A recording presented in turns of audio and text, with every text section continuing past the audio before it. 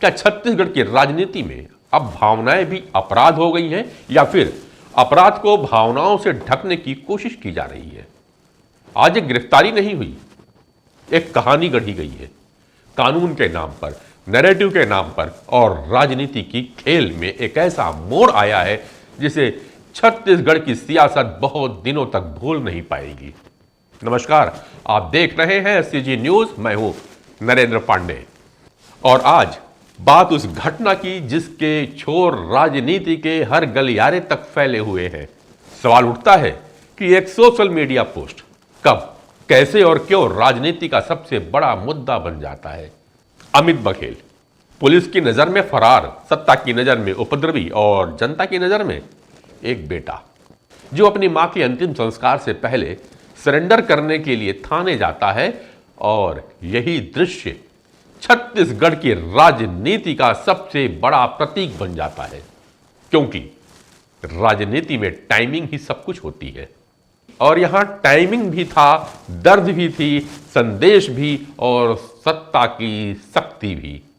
अब सत्ता पक्ष कहता है कानून अपना काम कर रहा है, उधर विपक्ष पूछता है कानून अचानक इतना चुस्त क्यों हो गया, और जनता पूछती है कानून का काम कब नहीं होता और कब जरूरत से ज्यादा हो जाता है।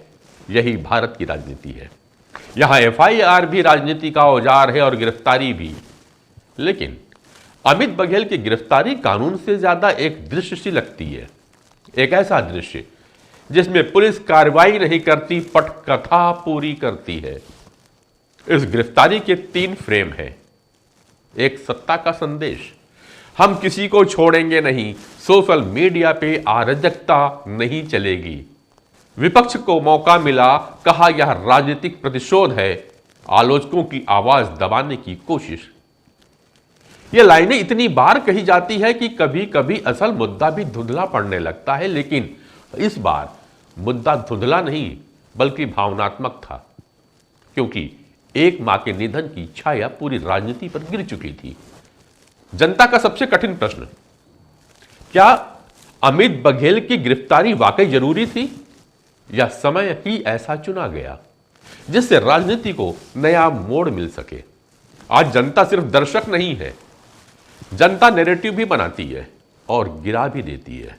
अमित बघेल का सरेंडर जनता की भावनाओं में एक अचानक तूफान की तरह उभरा। लोग बोले मां चली गई, लेकिन कानून का चक्र नहीं रुका। तो फिर सवाल, कानून तेज था या राजनीति? और यह वही प्रश्न है जो हर संवेदनशील गिरफ्तारी के समय उठ जाया करता है, और यह वही प्रश्न है जो सरकारें सुनना नहीं चाहती। छत्तीसगढ़ में राजनीति कभी शांत रहती ही नहीं। ऐसे में यह गिरफ्तारी आने वाले चुनावों की सबसे तीखी बहस बन सकती है। सत्ता पक्ष का चुनावी एजेंडा तैयार है, कानून और व्यवस्था मजबूत, बेखौफ बयानबाजी पर लगाम।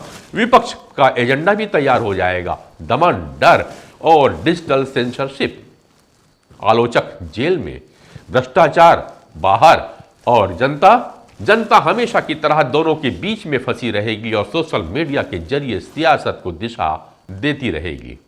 तो क्या हम ऐसे समय में जी रहे हैं जहां पोस्ट लिखना जुर्म है और गिरफ्तारी राजनीति, या फिर क्या यह वह समय है जहां सरकारें कानून को हथियार की तरह और विपक्ष भावना को कवच की तरह इस्तेमाल करता है?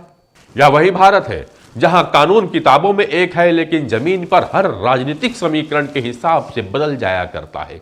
अमित बघेल की गिरफ्तारी कानून का सवाल भी है और राजनीति का आईना भी, क्योंकि जब सिस्टम भावनाओं से टकराता है तो कानून कमजोर दिखाई पड़ने लगता है और राजनीति कठोर।